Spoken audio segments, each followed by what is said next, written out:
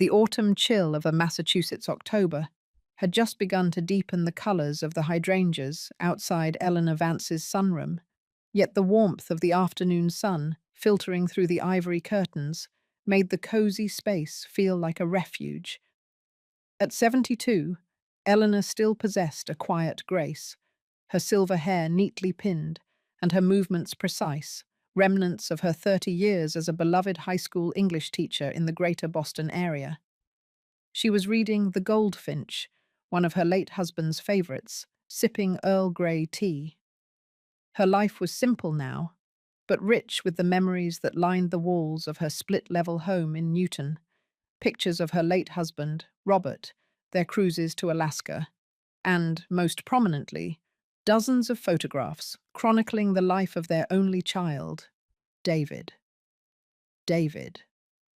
Her heart swelled with pride every time she thought of him. He was 45 now, a sharp, ambitious man who had recently transitioned into a high-level executive role at a mid-sized tech consulting firm in Cambridge. He lived close by with his wife, Jessica, and their 2 teenage children. David was everything a mother could wish for: attentive, successful, and always ensuring his mother felt loved and secure. After Robert passed away 5 years ago, it was David who had insisted on setting up her financial affairs, consolidating her teacher's pension, the modest life insurance payout, and the inheritance from her own parents into a few secure instruments, mostly certificates of deposit, CDs, and a highly protected high-yield savings account, totaling just over $150,000. "You worked hard for this, Mum," he had said, his face earnest.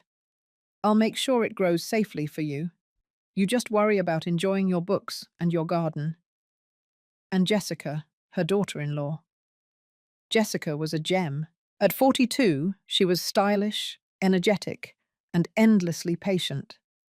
She was the one who remembered Eleanor's appointment dates, who coordinated the Sunday dinners, and who insisted on bringing over gourmet coffee whenever she visited. She had an administrative job that kept her busy, but she always made time for Eleanor. Just last week, Jessica had meticulously organized Eleanor's medicine cabinet, labeling everything and even creating a neatly typed schedule for her vitamins. Eleanor often told her friends, "I am blessed. David and Jessica treat me like gold." But 3 weeks ago, that comfortable peace was shattered. Eleanor was watering her prized roses when a sudden, blinding headache hit her, followed by a dizzying disorientation. She remembered the ground rushing up to meet her face, a sharp pain in her hip, and then nothing but a strange, dark silence. She was later told she had suffered a severe vasovagal syncope, a sudden drop in heart rate and blood pressure, causing her to lose consciousness and fall heavily. The next memory was waking up in the glaring, sterile white of a hospital room, David and Jessica hovering over her, their faces etched with what seemed like genuine terror and exhaustion. She had spent 5 days in the hospital, the first 24 hours in the intensive care unit, ICU, just for monitoring due to the severity of the fall and a brief period of unconsciousness. David and Jessica had been models of devotion. They stayed by her bedside in the ICU waiting room, rotating shifts to ensure one of them was always present. When she was moved to a general ward at the prestigious Massachusetts General Hospital, MGH, they continued their vigil. Jessica brought her warm blankets and the latest magazines, reading the headlines to her, and David held her hand, whispering words of encouragement. "We were so scared, Mom," David had choked out, his eyes glistening. We thought we lost you." Eleanor felt a profound love and gratitude that her husband had entrusted her to such caring hands. She was released, bruised, medicated for her hip pain, but otherwise well, with a prescription for rest. Life quickly settled back into its rhythm, albeit a slower one.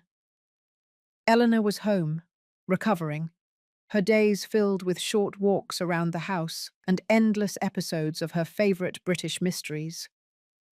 The telephone rang sharply on a Tuesday afternoon, just as Eleanor was dozing off in the sunroom. The caller ID displayed an unfamiliar number. MGH Security Office. A strange jolt of alarm went through her. Hospitals only called back if there was a problem. She picked up. "Hello, this is Eleanor Vance." The voice on the other end was deep, professional, and unusually cautious, tinged with a thick Boston accent. "Mrs. Vance, this is Mr. Harrison. I'm the Director of Security here at MGH. I apologize for calling you directly, but I need to speak with you about your recent stay." "Oh, certainly. Is there an issue with my bill, or—" "No, Mrs. Vance, nothing like that. It's regarding the security footage from the ICU, specifically the night you were admitted. We had an internal reporting irregularity concerning an item. I've reviewed the tapes personally, and there's something I believe you need to see in person." Eleanor's grip tightened on the receiver. "See? What on earth could be on the tapes, Mr. Harrison?" His voice dropped, becoming an urgent, low murmur. "Mrs. Vance, this is crucial. You need to come alone. Do not, under any circumstances, mention this call to your son, David, or your daughter-in-law, Jessica. I understand this sounds strange, but it's vital to your well-being that they remain completely unaware of this meeting. When can you come?" The blood drained from Eleanor's face. The polite professional veneer had cracked, revealing a serious, almost alarming demand. "Don't tell David or Jessica." Why? They were the ones who had saved her, the ones who had been her rock. What could possibly be on the security tapes from her own room that involved a reporting irregularity and required such cloak-and-dagger secrecy regarding her own family? I can come this afternoon. Say, 4 o'clock?" She managed to choke out. 4 o'clock is perfect. Come to the main security desk, located just past the main lobby near the gift shop. Ask for Mr. Harrison. I'll make sure you are taken directly to my private office. And Mrs. Vance." He paused, his voice firming one last time. "Remember my instruction. Alone." Eleanor hung up, her hand shaking so badly she had to grip her other arm to steady herself. The peaceful warmth of the sunroom suddenly felt oppressive. Her heart hammered a frantic rhythm against her ribs. She tried to rationalize. Maybe a piece of expensive medical equipment was stolen, and they needed her to confirm her room's status. Maybe it was a minor HIPAA violation regarding a nurse taking a picture. But then the icy logic of Mr. Harrison's command cut through her attempts at denial. "Don't tell your son or daughter-in-law." If it was a simple theft or violation, why the dramatic secrecy involving the two people she trusted most in the world? A sickening knot formed in her stomach. She felt the ground shifting beneath her, transforming her cozy, secure world into something treacherous and unknown. The clock on the mantelpiece ticked loudly, mocking the agonizingly slow passage of time. She couldn't focus on her book. She couldn't even bring herself to watch her television. The words, "Don't tell your son," echoed relentlessly. She felt a desperate need to talk to someone, but David called around noon, asking how she was feeling. "Oh, I'm fine, darling," she said, her voice sounding falsely cheerful. "Just resting." "Good. Jessica and I were thinking of bringing over some clam chowder later. You need to keep your strength up, Mum." "That sounds lovely," Eleanor lied, the innocent domesticity of the plan making her feel instantly guilty, as if she were the one plotting something sinister. She certainly couldn't say, "Actually, I'm going to MGH this afternoon because the security director says I need to see a video of the night I was unconscious, and he specifically warned me not to tell you." She hung up, feeling like a spy in her own home. She had to know. The uncertainty was a corrosive acid eating away at her peace. At 3:30, she put on a simple grey cashmere sweater, it was getting cool out, and a pair of sensible black pants. She avoided looking at the photos of David lining the hall, David graduating high school, David at their wedding, David hugging her at her last birthday. Each photo felt like a judgment, a silent question mark over the man she thought she knew. The drive to Boston was a blur of nervous anxiety. Every red light was an unbearable torture, prolonging the moment of confrontation. She mentally rehearsed scenarios. It's an accidental recording of a nurse talking about her private life. It's a mix-up. But the pit in her stomach knew better. Her deepest, most primal maternal instinct, the one that had protected her child for decades, was screaming a warning.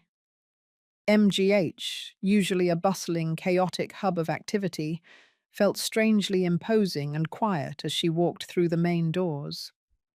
She found the security desk easily. Mr. Harrison was exactly where he said he would be. He was a tall man, early 50s, with tired eyes and impeccably neat grey hair, the picture of professional gravitas. His serious expression confirmed her worst fears. He didn't offer a cheerful greeting, only a formal, almost sorrowful handshake. "Mrs. Vance, thank you for coming." His voice was low and discreet. "Follow me, please." He led her through a maze of back hallways and restricted access areas until they reached a small, windowless office dominated by a desk and several large computer monitors displaying real-time feeds from various hospital cameras. The atmosphere in the room was heavy, insulated from the rest of the hospital. Eleanor sat down, her knees suddenly weak. "Mr. Harrison, please, what is this about?" He sat opposite her, his hands folded on the desk, not quite meeting her eyes. "Mrs. Vance, I need you to understand something. We rarely review surveillance footage unless something is reported missing or there's an incident. 3 days ago, one of my night shift technicians noticed something highly irregular on a random spot check of the ICU corridor feed from 3 weeks ago. When I saw it, I knew I had to call you directly despite the risk to my protocol." Eleanor's breath hitched. "What was it?" Mr. Harrison inhaled sharply. "It directly involves you and the two people you trust the most." He turned the main monitor toward her. The screen was sterile, a standard interface displaying an ICU floor plan and a video playback window. "The recordings I'm about to show you are from 2 specific times. The first is a static shot of a restricted staff area near the nurses' station shortly after you were admitted. The second is the most difficult. It's from a camera inside your private ICU room." Eleanor wanted to scream, to run, but she was frozen, trapped by a paralyzing dread. Mr. Harrison moved his mouse, clicking on a file labeled Vance, Admission, 10-04-1430. Corridor. The screen lit up, showing a dimly lit hallway. The date and timestamp confirmed it was shortly after she had been wheeled into the ICU. And then they walked into the frame. David and Jessica. They were standing close together, their backs to the wall, talking in low, intense voices. David looked anxious, but Jessica looked calculating. "Play the audio," Mr. Harrison instructed the computer, his voice barely a whisper. The audio quality was surprisingly crisp, cutting through the hospital's faint background hum. Jessica, voice cold, businesslike. "He wants us to move it now, David, while she's out cold. Stop looking like a frightened child. This is the perfect window." David, voice strained, agitated. "But Jess, it's not right. And what about the security? That whole $150,000 is tied up in that high-yield CD, and she uses the biometric lock on the iPad. We only have the 4-digit passcode we got when we admitted her." Jessica scoffs, an ugly, arrogant sound. "The passcode is for the main screen. The biometric is for the bank app, yes. But David, she's not conscious. We're in the ICU. Nobody questions the devoted son and daughter-in-law. We'll just use her fingerprint." David, a miserable whimper. "What if she wakes up? What if the nurses see?" Jessica. "They won't. I'll get her iPad from her purse. You stand guard. We'll tell everyone we were praying. We need that $50,000 for the down payment, and we need it before she wakes up and gets chatty with the bank about her medical situation. She trusts us implicitly. You know she does." The audio cut out. The office was silent. Eleanor couldn't breathe. Her ears were ringing. "Use her fingerprint. She trusts us implicitly. We need that $50,000 for the down payment." It wasn't a bad loan or an accidental overspending. It was a calculated, premeditated theft, planned while she was fighting for her life. The realization hit her like a physical blow, leaving her gasping for air. "Mrs. Vance, are you all right?" Mr. Harrison reached across the desk, looking alarmed. She held up a trembling hand, tears streaming down her face, falling silently onto her cashmere sweater. The sheer, monstrous cruelty of the betrayal was paralyzing. Her son, the boy she had sacrificed her 20s to raise after her first husband left, and her daughter-in-law, the woman she considered the daughter she never had, were not saving her life. They were looting her financial safety net while she lay unconscious. "The second tape, Mrs. Vance. You need to see the second tape." Mr. Harrison spoke with a quiet urgency. He clicked on the next file. "Vance, ICU, room 10-04-1515. The screen instantly displayed a view of her ICU room. There she was, lying frail and utterly still in the sterile white bed, a nasal cannula delivering oxygen, the cardiac monitor showing her slow, steady rhythm. The picture of absolute helplessness. The timestamp scrolled. David was visible first, standing near the door, his head bowed. He looked like the picture of a concerned son, occasionally rubbing his temples in a show of distress. Then Jessica entered the frame. She walked straight to a small table where Eleanor's purse had been placed by the nurse. She looked quickly at David, who gave a nearly imperceptible nod. Jessica opened the purse, pulled out a small metallic object, Eleanor's iPad, and quickly moved out of the camera's main view near the head of the bed. The camera, however, caught the movement. Jessica gently lifted Eleanor's left arm. With chilling, professional precision, she pressed Eleanor's thumb onto the screen. It took 2 tries. Then, the screen unlocked. For the next 3 minutes, Jessica was a blur of focused, rapid movement, her face inches from the screen. She was obviously navigating the complex banking apps. David remained by the door, occasionally glancing toward the door, then back to his wife, his facade of grief never cracking. Once the transaction was complete, Jessica gently placed the iPad back into the purse, smoothed the wrinkles from the blanket covering Eleanor's arm, and rejoined David. She gave him a small, tight, almost triumphant smile. David didn't smile back. He just nodded, his anxiety receding, replaced by a cold, calculating resolve. They were no longer the concerned relatives. They were accomplices in a crime. The video ended. The office lights automatically came back up, revealing the devastation on Eleanor's face. "We ran the timestamp against the bank's records immediately," Mr. Harrison said, his voice quiet and empathetic. "The transaction logged at that exact time was an ACH transfer of $50,000 from your high-yield CD to a joint checking account opened last month under the names David Debitant and Jessica Vance. $50,000, Eleanor whispered, the number meaningless compared to the utter destruction of her reality. I have already contacted our internal legal team, Mrs. Vance, Mr. Harrison continued, handing her a box of tissues. This evidence is irrefutable. It is a clear case of financial exploitation of the elderly and a felony theft, compounded by the violation of a sacred trust. Eleanor couldn't speak. She felt hollowed out, as if all her internal organs had been replaced by ash.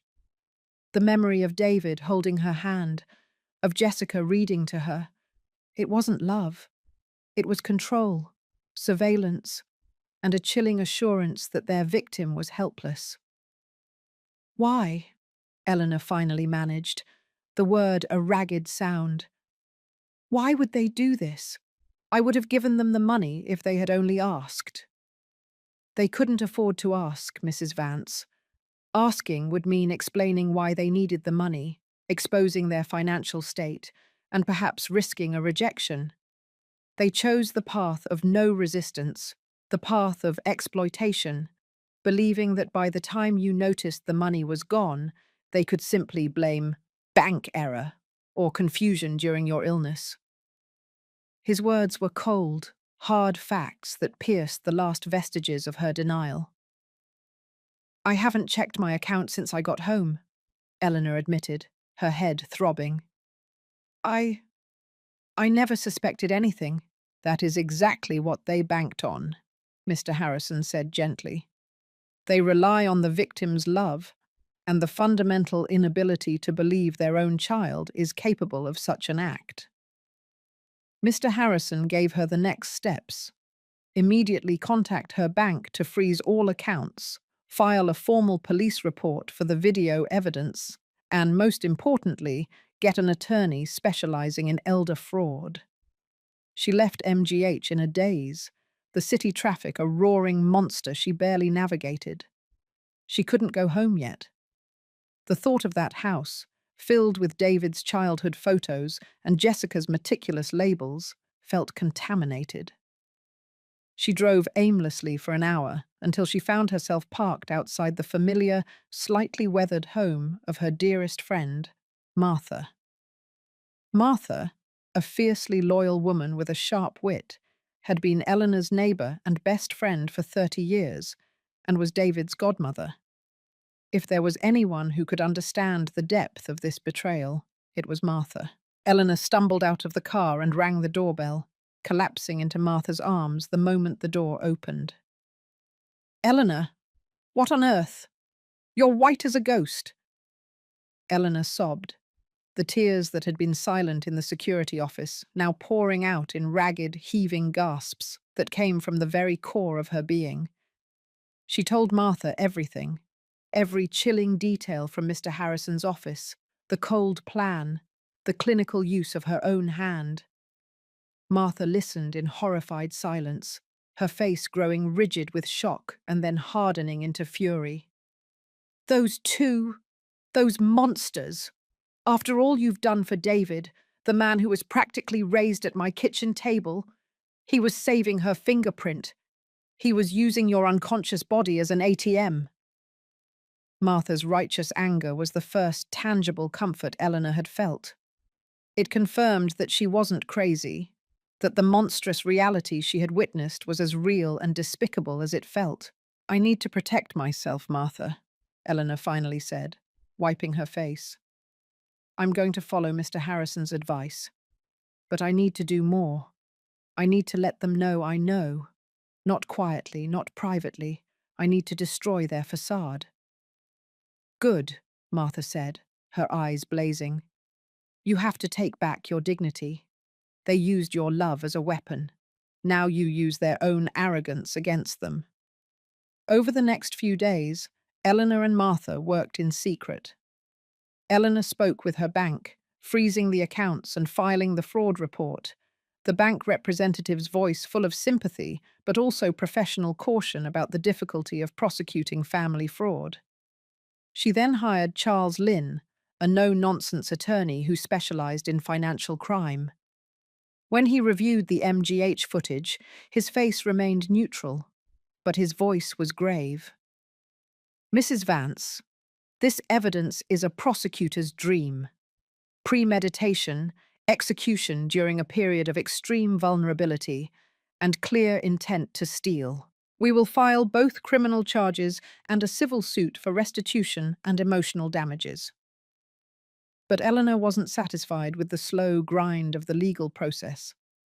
David and Jessica were still messaging her, asking her to lunch, pretending everything was normal. David, text message. Mum, I miss you. Thinking of you. Send me a selfie. Love you. The word love was a caustic burn. Jessica, email. Dear Eleanor, David and I were talking about how happy we are you're recovering. We told the kids what a fighter you are. We're so blessed to have you in our lives. Eleanor decided on her course of action, a plan that would give her the closure she desperately needed. I want to host a party, Eleanor told Martha and Charles Lynn. Not a quiet little dinner, a big event. I'm calling it my rebirth party, a celebration of life after my near-death experience. I want David, Jessica, all their friends, their business associates, everyone who thinks they are this perfect, devoted couple, to be there. Martha's eyes widened. Eleanor, that's bold. You'll be confronting them in public. Exactly, Eleanor said, a cold steel replacing the usual softness in her voice. They used a false act of care to rob me. I will use a false act of celebration to expose them. Mr. Lynn cautioned her about the emotional toll, but Eleanor was resolute. There is no toll greater than the one I've already paid. My relationship with my son is already dead. This is the funeral. She sent out the formal invitations. The date was set for the following Saturday at the opulent Colonial Hills Country Club in Weston, the same club where David was trying desperately to climb the social and business ladder.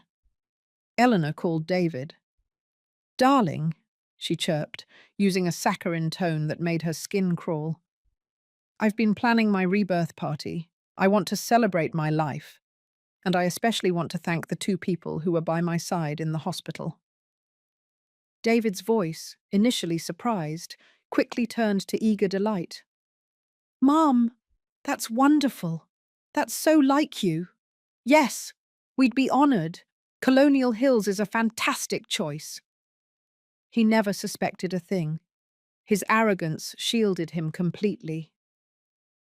Eleanor spent the next few days meticulously coordinating the event with the club manager, ensuring the private dining room had a large, state-of-the-art projector and screen. Mr. Harrison worked with her lawyer to prepare a high-quality, edited version of the MGH security footage, ensuring the timestamps and audio were crystal clear for maximum impact. Eleanor chose a stunning deep sapphire evening gown. She looked beautiful, composed, and absolutely terrifying. Her face showed no sign of the turmoil beneath. She was no longer the soft, naive former teacher. She was a woman wronged, preparing to strike back. On the night of the party, Eleanor, Martha, and Charles Lynn arrived early. The private dining room was set for 60 guests. The attendees, David's business contacts, Jessica's social friends, and Eleanor's genuine loved ones, began to filter in.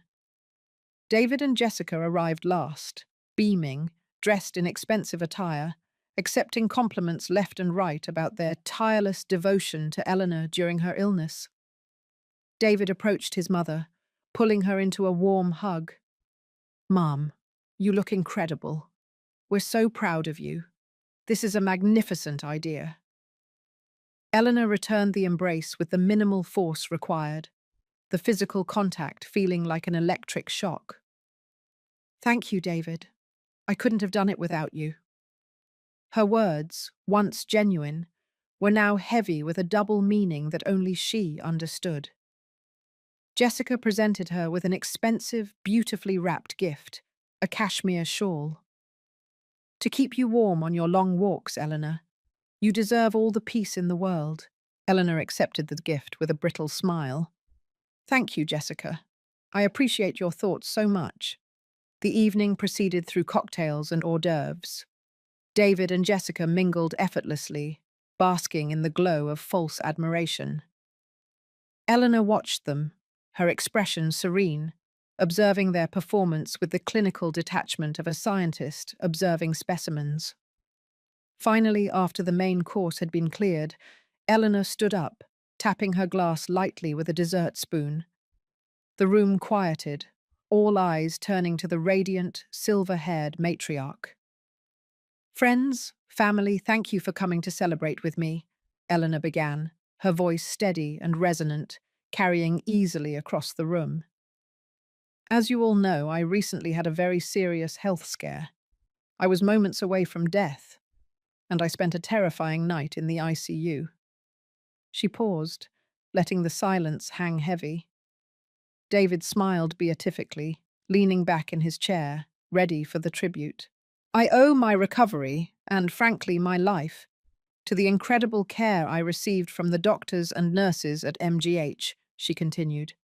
But mostly, I owe my strength to the love of my family, particularly my son, David, and my dear daughter-in-law, Jessica. David gave a humble, modest nod. Jessica put her hand on his arm, the picture of wifely support. But tonight, Eleanor continued, her voice gaining a new, hard edge that made Martha exchange a quick glance with Charles Lynn, is not just about thanks. It is about honesty. You see, when you have a near-death experience, you see the world clearly. You realize who truly loves you and who is simply waiting for you to die. The room stiffened. David's smile faltered. Jessica's eyes narrowed slightly, a tiny spark of professional worry appearing in her gaze. David, Eleanor addressed her son directly, her voice cutting through the silence like ice. Jessica, when you were praying by my bedside, you were actually committing a heinous crime against an unconscious elderly woman who trusted you completely.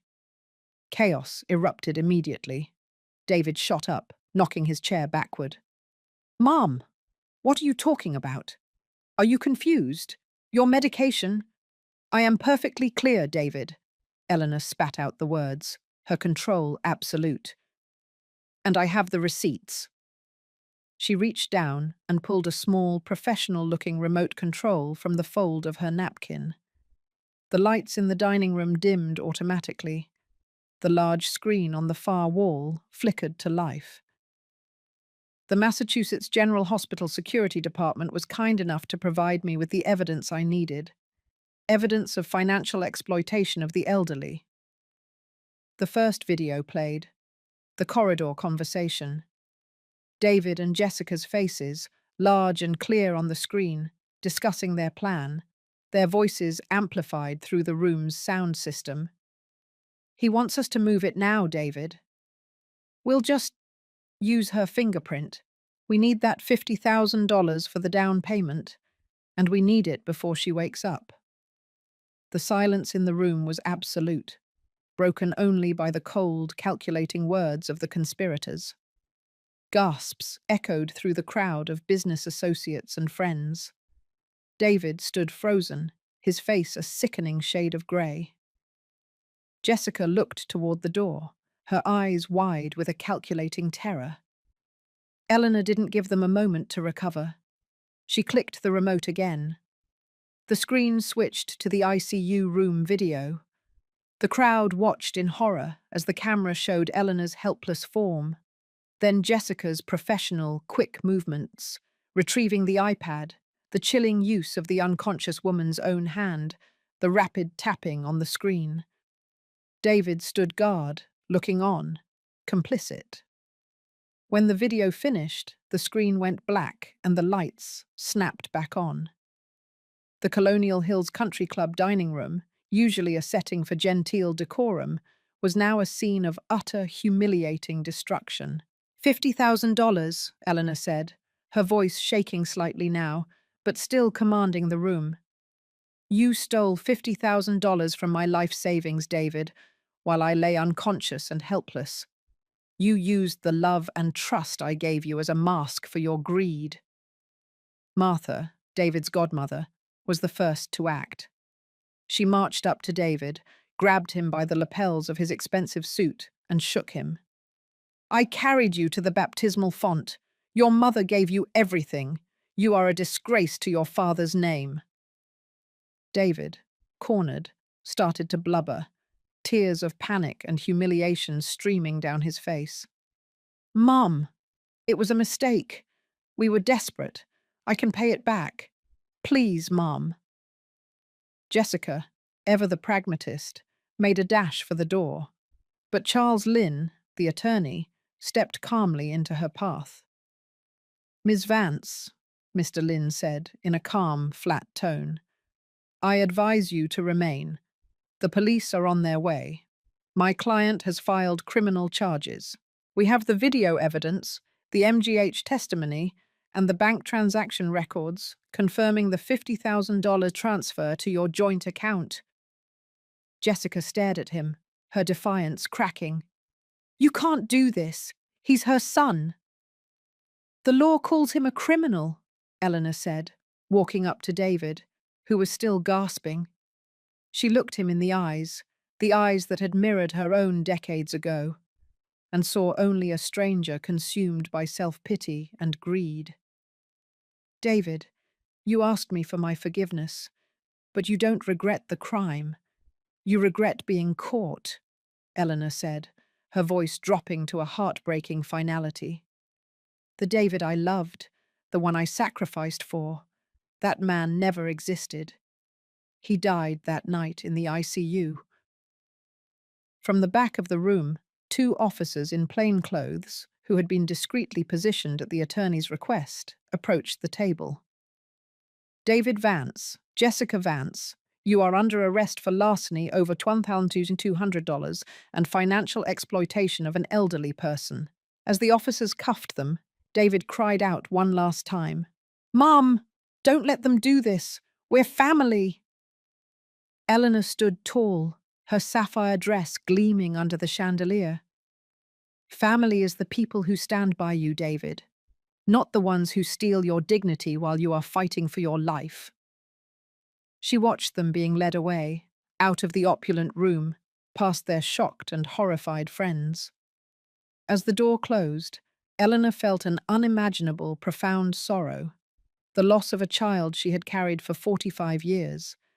But beneath the sorrow, a sharp, clean sense of victory and liberation.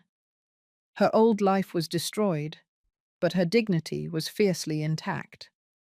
The party, meant to celebrate a life saved, had become the battlefield where her true rebirth began. The silence in the dining room of the Colonial Hills Country Club was a thick, suffocating blanket after the officers led David and Jessica Vance away. The heavy mahogany doors clicked shut, but the sound of the handcuffs, the desperate plea in David's voice, and the icy, calculated cadence of the security footage lingered in the air, echoing in the space where laughter and polite conversation that had only moments before reigned. Eleanor remained standing at the head of the table, her sapphire gown shimmering, but her body felt hollow, like a bell that had rung its final, devastating toll. She had delivered the blow, exposed the truth, and achieved the public reckoning she had craved, yet the victory tasted like ash. Her dignity was intact, yes, but at the cost of the last 45 years of her life, the destruction of a bond she had built with every ounce of sacrifice she possessed. Martha, her dearest friend, was the first to move. She rushed to Eleanor's side, her face pale but her eyes fierce. Eleanor, darling. Oh my God. Come, sit down. You were magnificent. A lioness. Martha wrapped her arms tightly around Eleanor. For the first time since the phone call from Mr. Harrison, Eleanor allowed herself to truly crumble. She didn't sob. She simply shook, a deep internal tremor that vibrated through her bones. The composure she had maintained for the last hour, the steel she had found to execute the plan, dissolved, leaving her utterly spent. Charles Lynn, her attorney, moved with the quiet efficiency of a man used to handling crises. He spoke in a low voice to the club manager, who was standing rooted in shock, his face a mix of disbelief and professional horror. "Sir, please ask your staff to discreetly guide the remaining guests out. Explain that this was a family emergency that has been resolved." Lynn then turned to the assembled crowd, which mostly consisted of David's high-profile business associates and a few close friends of Eleanor's. "Ladies and gentlemen," Mr. Lynn announced, his voice carrying authority, "we apologize for the abrupt conclusion to this evening. Mrs. Vance has faced a profound personal crisis involving criminal financial exploitation. The matter is now in the hands of the Newton Police Department and the District Attorney's Office. We thank you for your respect for Mrs. Vance's privacy during this difficult time. The evening is concluded." The guests, a collection of wealthy, image-conscious Bostonians, didn't need a second prompt. They gathered their coats and their stunned silence and flowed out of the dining room, desperate to escape the scene of the scandal. They were witnesses to a drama more brutal and intimate than anything they had ever read in a society column. The whispers that followed David and Jessica Vance out of that room, Eleanor knew, would be more punishing than any initial incarceration. Within minutes, the vast dining room was almost empty. Only Eleanor, Martha, Mr. Lynn, and a small, fiercely loyal group of Eleanor's oldest friends remained. They formed a silent circle around Eleanor as she slowly lowered herself onto a chair, the effort draining her. "I need to go home," Eleanor whispered, the sound raw and fragile. "You're not going home alone, dear heart," Martha declared firmly. "You are coming straight to my house. I'll make you a hot toddy, and we will talk through this until the sun comes up. I won't let you be alone in that house tonight. Not after seeing all those photos of that viper." Mr. Lynn nodded in agreement. "I concur, Mrs. Vance. Emotional and physical safety are paramount now. I will ensure the police report is processed tonight, and I will be at the courthouse first thing tomorrow morning for the arraignment hearing. I need you to focus only on rest." "The money," Eleanor murmured, lifting her gaze to her lawyer. "The $50,000. "It's a secondary concern right now, but we are addressing it," Lynn assured her. "Since the transfer was recent and clearly unauthorized, we have a strong chance of recovering most, if not all of it, through bank fraud protection and the civil suit. The video evidence is the cornerstone of our case. David and Jessica will be ordered to pay full restitution, regardless of the criminal outcome." Eleanor didn't feel relief, only a cold detachment. The money wasn't the point. It was the principle, the absolute violation of a mother's faith. Later that night, curled up in Martha's guest room with a heavy quilt around her, Eleanor stared at the ceiling, unable to close her eyes. Martha sat beside her, simply holding her hand, a presence of steady, unwavering loyalty. "Did I do the right thing, Martha?" Eleanor asked, her voice small, almost childlike. "Exposing him like that? Subjecting him to that humiliation?" "Yes, Eleanor. You did the only thing you could do," Martha stated, her grip tightening. "You showed them that you are not weak. You stood up to a lifetime of entitlement and arrogance. That boy, my godson, always thought he was untouchable. You, his gentle mother, taught him the hardest lesson. Actions have consequences, and love is not a license for theft. If you had gone quietly, he would have done it again, to you or to someone else. You saved yourself and perhaps saved some other poor soul from his greed. Martha's words were the anchor Eleanor needed, rooting her in the brutal truth. The following morning brought the cold, harsh light of reality. Mr. Lynn called from the courthouse. David and Jessica had been arraigned.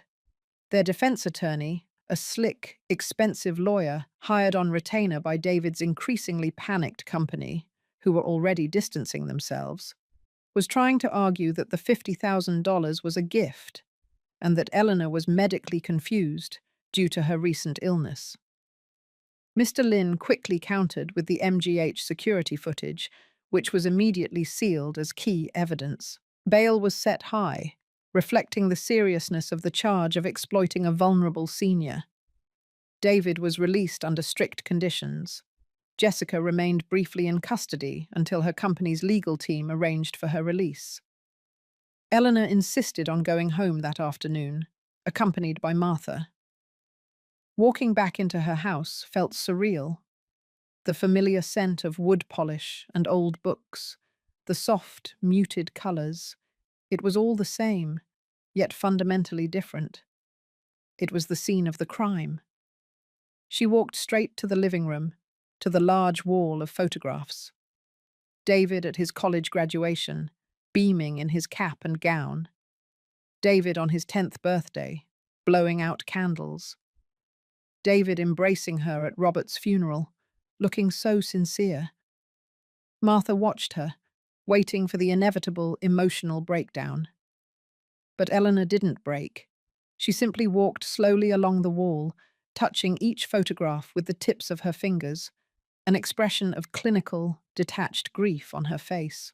"I spent my entire adult life building up this man," Eleanor murmured, her voice flat. "Working double shifts, using my summers to tutor, teaching evening classes after Robert passed, just so he could have the best education, the best opportunities. I told myself I was giving him a stable, loving foundation. But I see now I gave him entitlement. I taught him that he could always rely on me to fix his problems, and eventually, that I was merely a resource to be exploited when his own efforts failed." She stopped at a picture of David and Jessica's wedding day, their faces radiating happiness. She was the catalyst. He was weak and entitled. She was calculating and cold. Together, they were a perfect engine of greed. Eleanor turned to Martha. "We need to clear this room. I can't live surrounded by a lie." That afternoon, Eleanor and Martha began the grim task of dismantling a lifetime of memories. They didn't throw anything away, but they packed it all. The photographs, the framed diplomas, the children's artwork David had given her, into sturdy cardboard boxes. They covered the empty spaces on the walls with simple, abstract pieces of art Eleanor had collected over the years. Art that celebrated color and form rather than history and lineage. The transformation was subtle but profound. The room became less a shrine to her son and more a gallery of her own taste, her own identity, separate from her role as mother. The ensuing weeks were a blur of practical, essential activities. Eleanor met almost daily with Mr. Lynn. They built the case, securing testimony from Mr. Harrison at MGH and from several guests at the disastrous party, including David's own business associates, whose testimony would prove devastating to his character defense. The scandal quickly spread through the close-knit financial community of Boston, and David's consulting firm immediately placed him on an indefinite, unpaid leave of absence. Jessica was quietly terminated from her administrative position a week later. Eleanor also made an urgent, important call. She contacted her sister, Clara, who lived in Arizona. Clara, 3 years younger, was the pragmatic, fiercely independent one. When Eleanor told her the story, Clara's reaction was immediate and incandescent. "That viper!" Clara roared over the phone. "After all you did, missing vacations, wearing the same coat for 10 years so he could have private school. I'm flying out tomorrow, Eleanor. I need to hug you, and then I need to start organizing your life. No discussion. Clara arrived the next day, her presence a whirlwind of practical competence. She helped Eleanor change all the locks, install a new security system that required biometric and verbal codes only she knew, and most importantly, she went through Eleanor's finances with a fine-tooth comb. He was sloppy, thank God, Clara observed after reviewing the bank statements. He didn't just make one clean withdrawal. There were multiple small ATM withdrawals over the last 6 months, usually $500 or $1,000 at a time. Nothing major, but enough to show a pattern of consistent, low-level financial bleed, proving this wasn't just a desperate, one-time mistake, as his lawyer is claiming. He and Jessica were already living off your generosity, even before the big score. This detail was a fresh stab of pain. The calculated, prolonged exploitations was far more agonizing than the single sudden theft. David had been treating her like an invisible bank for months. Clara also insisted Eleanor begin therapy. This is a trauma, Eleanor. You experienced a violation of the most basic trust. You need professional help to process the grief of losing a child who is still alive. Eleanor reluctantly agreed. Her first few sessions with Dr. Anya Sharma, a trauma psychologist specializing in family abuse, were devastating. Eleanor spent hours weeping, recounting the sacrifices, the unconditional love, and the profound confusion. Mrs. Vance, we need to reframe this narrative, Dr. Sharma said gently in one session. You did not fail as a mother. You were generous, loving, and sacrificial. Your son and daughter-in-law exploited those qualities. They chose to be criminals. You are not responsible for their moral choices. Dr. Sharma helped Eleanor understand the concept of the narcissistic contract, the unwritten agreement where the entitled child views the parent solely as an extension of their needs, believing they are owed everything. David's crime was the ultimate expression of this entitlement. She never uses the money, it's just sitting there. The therapy was a slow, painful process of intellectualizing the betrayal while allowing the grief to flow. Eleanor learned that true forgiveness did not mean reconciliation or excusing the crime. It meant releasing her own bitterness so she could move forward, allowing justice to be the consequence. The legal battle dragged on. David's lawyer employed every tactic, delaying hearings, attempting to discredit Mr. Harrison's testimony, and offering pathetic-sounding settlements, always conditional on Eleanor dropping the criminal charges. They want to buy back your silence and your loyalty, Mrs. Vance, Mr. Lynn warned her. They want to save David's career more than they want to apologize to you. Do not take the bait. Eleanor remained resolute. No, the criminal charges stand. Let him face the consequences of his actions. I will not trade justice for convenience. The bank, supported by Mr. Lynn's aggressive filing, managed to freeze and recover $45,000 of the stolen $50,000 before it was disbursed. The remaining $5,000 had been immediately spent on a down payment for a luxury car lease David had arranged the week before Eleanor's syncope. The money was gone, but the principal remained. 6 months after the rebirth party, a pre-trial hearing was held. Eleanor had to appear in the same room as David and Jessica. She was accompanied by Mr. Lynn and Clara. David looked haggard, his suit rumpled, his face showing the strain of the legal and social fallout. He tried to catch her eye, his expression a theatrical mix of sorrow and appeal. Jessica, however, met her gaze with a flash of cold, calculating hatred, a look that confirmed everything Eleanor had suspected about her ruthless nature.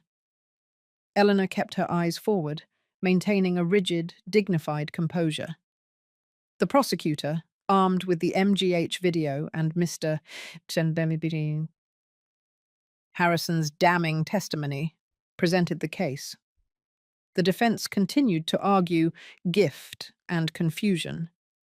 The judge, an experienced jurist, summarized the situation. The court has reviewed the undisputed video evidence showing the two defendants discussing the premeditated use of the victim's unconscious state and her biometric data to fraudulently access funds. This is a severe breach of trust and a clear case of financial exploitation. The argument of gift is entirely unsupportable. The judge ordered that the case proceed to a full jury trial. David and Jessica were formally charged with multiple felonies. The realization that her son was now facing years in a state prison was a source of profound, sickening sorrow. But it was a sorrow Eleanor had to carry, not shield him from. Meanwhile, Eleanor slowly began the process of rebuilding her life, no longer defined by the role of the devoted mother who sacrificed everything. She sold the Newton house, which was too big and too laden with toxic memories. She bought a charming, smaller condominium in a more urban area of Boston, near the Symphony Hall and the Museum of Fine Arts. The new space was bright, modern, and entirely free of David's presence.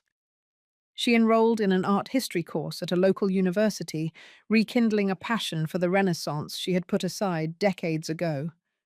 She joined a book club, a real book club, unlike the one Jessica had organized for her, and found genuine companionship with intellectual, witty women her age. She started dating again, albeit cautiously. She met a kind, retired architect named Edward, who treated her with respect and was genuinely interested in her life and her mind, not her bank balance. Martha remained her unshakable pillar of support, visiting weekly, and Clara flew out every few months, ensuring Eleanor maintained her financial discipline and security protocols. A year after the confrontation, the trial finally began. Eleanor was required to testify. It was the hardest thing she had ever done. Sitting in the witness stand, with David and Jessica watching from the defense table, she had to recount the events, the planning, and the discovery. The prosecutor asked the final devastating question. "Mrs. Vance, how has the defendant's act affected you?" Eleanor took a deep breath, looking not at David, but directly at the jury, 6 men and 6 women who had followed her story with grim attention. "They stole more than money," she said, her voice clear and strong. "They stole my sense of reality. They stole my peace of mind. They forced me to question every single happy memory I had with my son, wondering if the love was real or if it was just a prolonged act of manipulation. They made me feel like an object, a bank account, not a mother. And that is a wound that may never heal." David broke down sobbing, a dramatic performance the jury watched with skepticism. The jury deliberated for 3 days. The verdict, read by the foreman, was a resounding, absolute affirmation of Eleanor's fight for justice. Guilty on all counts of larceny and financial exploitation of the elderly. The courtroom was silent. David slumped into his chair, utterly defeated.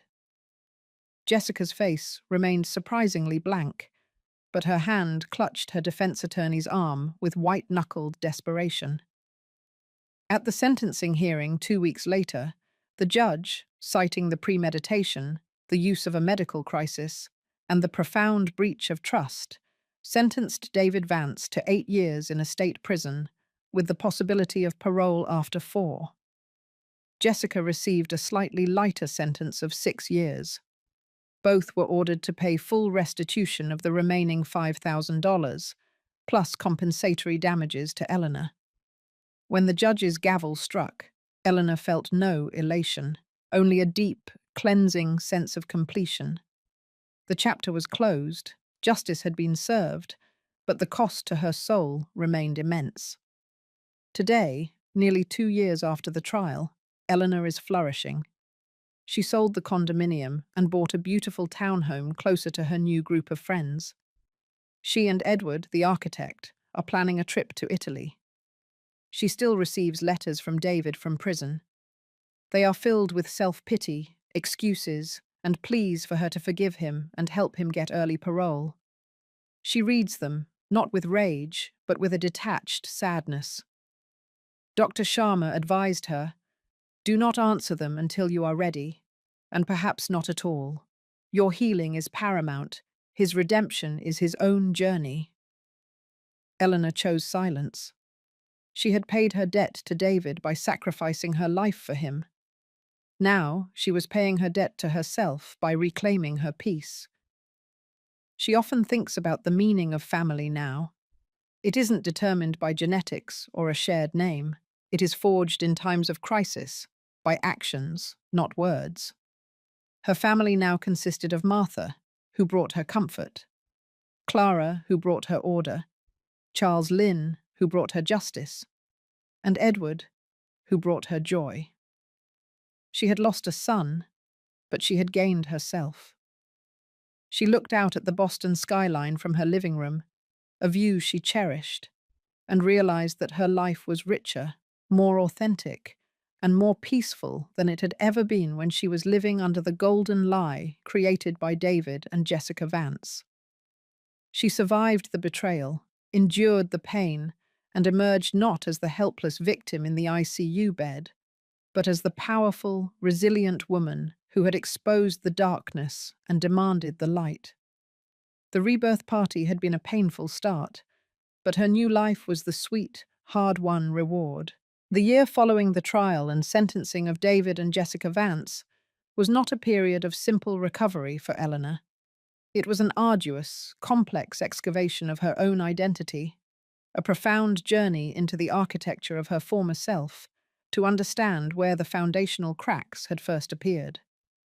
The public victory, the sight of the judge's gavel affirming justice, had provided closure, but the emotional debris was vast and heavy. Eleanor had initially believed that confronting the betrayal and securing the convictions would free her entirely. Instead, she found herself haunted. The silence of her new Boston townhome, so carefully chosen to be free of the old house's ghost, often felt oppressive. She would wake in the dead of night, her heart hammering, the chilling image of Jessica's calculated precision with her own unconscious hand replaying on the inside of her eyelids. The grief for the son she had lost was a peculiar, malignant thing. It was not the straightforward, clean cut of death. It was the continuous, dull ache of amputation, the loss of a limb that was still technically present in the world, serving a prison sentence. She had to mourn the idea of David, the perfect, devoted man she had spent a lifetime nurturing, while simultaneously existing in a reality where the actual David was a callous, convicted criminal. Her weekly sessions with Dr. Sharma became Eleanor's lifeline. The psychologist gently guided her away from the self-blame that was constantly lurking at the edges of her mind. "You keep asking, 'Where did I fail?' Mrs. Vance," Dr. Sharma noted during one session. "But the question is flawed. You didn't fail. You loved. You gave. David and Jessica chose to take and to betray. We need to stop focusing on your giving and start focusing on your boundaries, doctors." Sharma introduced Eleanor to the concept of codependency, not in the dramatic sense, but the subtle, lifelong pattern of sacrificing one's own needs, dreams, and financial security to ensure the outward success and happiness of the child. David's sense of entitlement, Dr. Sharma explained, was inadvertently cultivated by Eleanor's absolute, unwavering self-denial. She had taught him, through action, that her own well-being was secondary to his comfort. "The greatest gift you can give yourself now, Eleanor," Dr. Sharma told her, "is to understand that your value is not tied to your capacity for sacrifice. Your new life must be built on the foundation of self-worth and clear, protective boundaries. You must become your own devoted daughter." This shift in perspective was revolutionary. Eleanor began to scrutinize her past choices, not with shame, but with critical analysis. She remembered turning down a prestigious teaching fellowship in London 30 years ago because David, then a teenager, had said he would miss his friends too much. She remembered postponing necessary roof repairs on the old house because David needed a down payment for a luxury apartment. It wasn't love, it was enabling. And the painful truth was that David and Jessica hadn't just stolen money, they had validated the dysfunctional dynamic Eleanor had allowed to exist for decades. The confrontation at the Colonial Hills Country Club had been the necessary surgical severance, a public declaration that the enabling had ended. Eleanor slowly began the tangible work of becoming her own devoted daughter. The first step was reclaiming her physical space. Her new townhome was already free of David's physical presence, but now she focused on injecting her own abandoned personality into every corner. She enrolled in a serious, intensive art program at the Museum of Fine Arts. She had always loved to paint watercolors, but David had once casually dismissed it as a quaint hobby for ladies who lunch. Now she found solace and fierce concentration in mixing pigments, the water flowing freely, the colors bold and defiant. Her art was no longer quaint. It was an expression of her renewed, unapologetic self. She also focused intensely on her finances, a task that, due to the trauma, had previously caused her immense anxiety. Clara, her sister, had initially managed everything, but Eleanor insisted on taking over. She attended workshops on investment diversification, spending hours with her financial advisor, demanding to understand every detail of her portfolio. She didn't trust anyone implicitly anymore, not even the bank manager, and that healthy skepticism became her new shield. The recovered $45,000 was invested conservatively, earmarked strictly for her own future travel and care. It was her money, for her life. Her relationship with Edward, the kind architect she had met, deepened. Edward was a quiet, steady presence who celebrated her strength rather than trying to soothe her pain. He listened patiently to the few, carefully chosen details she shared about the betrayal, never offering platitudes, only steadfast support. He made her feel seen as a woman, an intellectual, and a resilient survivor, not just as a tragic figure. But the most significant change occurred in the realm of her friendships. Martha, of course, was a given, a sister in all but blood. Yet Eleanor sought out new relationships, particularly with women who had experienced similar life-altering upheavals. She joined a support group Dr. Sharma recommended, specifically for survivors of elder financial abuse. It was in this group that Eleanor met Anne, a woman whose own daughter and son-in-law had successfully coerced her into signing over power of attorney and liquidating her retirement account. Anne was 2 years younger than Eleanor, but her story resonated deeply. The shared, visceral pain of being exploited by one's own offspring, the shame, the confusion, the isolation, created an immediate, intense bond. The worst part, Eleanor, Anne confessed one afternoon over tea, is not the money. It's the constant question, was I a bad mother? Did I raise a psychopath? I replay every disciplinary decision, every childhood reward, every conversation. Eleanor nodded, the question a familiar ghost. Dr. Sharma calls it the parental autopsy. We are programmed to believe that our children's failings are a reflection of our own. But we have to unlearn that. We have to see them not as our reflection, but as their own flawed, adult choice. This new community of survivors became a second form of therapy, a place where Eleanor could speak the unspeakable and receive validation instead of pity. They celebrated each other's small victories, the first full night's sleep, the first time checking a bank balance without a panic attack, the courage to block a manipulative letter from a prison inmate. The letters from David, were a persistent, corrosive force, sent via the prison's monitored electronic mail system. They had evolved from tearful pleas for forgiveness to sharp, subtle attempts at emotional manipulation. "Mum, the lawyer is no good. If you would just write a letter to the parole board about my mistake and how I was confused during your illness, I could get out sooner and pay you back. I know you hate seeing your only son suffer. Don't let Jessica's influence ruin my life forever. Please, Mum, I need your help. I miss you." Eleanor would read them, her initial reaction still a tight coil of nausea, but the practiced analytical distance she had learned from Dr. Sharma kicked in. She saw the familiar entitlement, the complete lack of accountability, and the subtle guilt-tripping, all the hallmarks of the man she had exposed.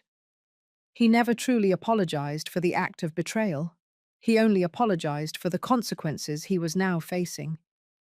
She would discuss the letters with Dr. Sharma and then, most often, simply delete them.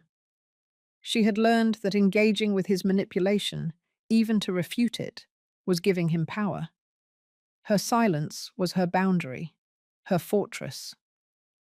The one relationship that proved unexpectedly complicated was her bond with Martha, David's godmother. Martha had been Eleanor's fiercest defender during the confrontation, but as the months passed, Martha's maternal love for David began to clash painfully with her loyalty to Eleanor. "Eleanor, darling, I know what he did was monstrous, truly monstrous," Martha confessed one day, her eyes filled with conflict. "But he's in Walpole now, state prison. It's hard time. He's thin. He sounds broken. Can you not at least respond to his letters? Let him know you are thinking of him, that his mother hasn't completely abandoned him. He is still your son, Eleanor." Eleanor looked at her friend, her voice measured but firm. "He chose to sever that connection, Martha, not me. He chose his greed over his mother's well-being. And if I respond now, while he is imprisoned, it sends a clear message that my love is still unconditional, even in the face of criminal betrayal, that I am still a resource he can manipulate. I spent a lifetime teaching him that lesson once. I will not teach it again." The rift was subtle but real. Martha continued to love Eleanor fiercely, but she also began to visit David in prison, bringing him books and listening to his pleas. Eleanor understood the conflict. Martha had no ownership over David's crime, only a long history of love. But she also recognized that their differing choices about David represented a fundamental difference in how they viewed the trauma. For Eleanor, the relationship with David was dead. For Martha, it was merely critically injured. Eleanor quietly accepted the distance this created, recognizing that her own healing required a ruthless devotion to her boundaries, even if it saddened her. 2 years after the trial, Eleanor felt strong enough to undertake the final symbolic act of severance, the sale of the remainder of her possessions from the old house. The stored boxes in her new condo's basement, the photos, the framed sports jerseys, the college memorabilia, were the last physical links to the life David Vance had almost destroyed. She organized a small private estate sale with a local auctioneer, ensuring none of David's specific items would be bought by any mutual acquaintances. When the auctioneer brought out the final box, the one containing all the childhood photos, Eleanor asked him to pause. She sat on the floor, surrounded by the remnants of a past life. She pulled out a faded photo of David at age 8, gap-toothed, holding a clumsily made wooden birdhouse he had crafted in Cub Scouts. He looked so innocent, so full of potential. A wave of overwhelming, raw grief washed over her, the pure, untainted sorrow for the child that was, before the entitlement and the greed had set in. She didn't fight the tears this time. She allowed herself to weep for the boy, for the mother she had been, and for the beautiful, fragile thing their relationship could have been. After 20 minutes, the catharsis passed. Eleanor stood up, wiped her eyes, and looked at the picture one last time. "Take it all," she told the auctioneer, her voice clear. "Sell it. I am ready to close that chapter." She used the modest proceeds from the sale to book a long-postponed, luxurious, 2-week cruise to the Mediterranean with Edward. It was a trip she had dreamed of taking with Robert, but David's financial needs had always intervened. This time, there were no excuses, no deferrals, no compromises. The cruise was transformative. Surrounded by the history of Italy and Greece, and bathed in the brilliant light of the Mediterranean sun, Eleanor felt the weight lift. She was not the victim of a family betrayal. She was a woman of 74, independent, admired, and in control of her own destiny. In the final session with Dr. Sharma before her trip, Eleanor articulated the profound lesson she had learned. "I finally understand, Doctor, that the greatest danger wasn't the theft. The greatest danger was the belief that my own existence was conditional on someone else's need. David and Jessica tried to define me by my capacity to be exploited, but I refused to accept their definition. I defined myself by my capacity to survive, to seek justice, and to find love that is authentic, not transactional." Dr. Sharma smiled warmly. "You are not just surviving, Eleanor. You are thriving. You took the most devastating betrayal and turned it into the foundation for the strongest version of yourself. That is the essence of true rebirth." Eleanor left Dr. Sharma's office that day, feeling an unfamiliar lightness. She was no longer running from the ghost of her past. She was embracing the vibrant reality of her future. She and Edward stood on the deck of the cruise ship, watching the sun set over the Aegean Sea. The air was warm, scented with salt and possibility. "What are you thinking about?" Edward asked, gently placing his arm around her shoulders. Eleanor leaned into his steady warmth. She thought about the security footage, the cold, hard evidence, the humiliation, the tears, the trial, the sentencing. She thought about the $150,000, the lost dream of her perfect son, the fractured relationship with Martha. "I'm thinking about love, Edward," she said finally, her voice soft but assured.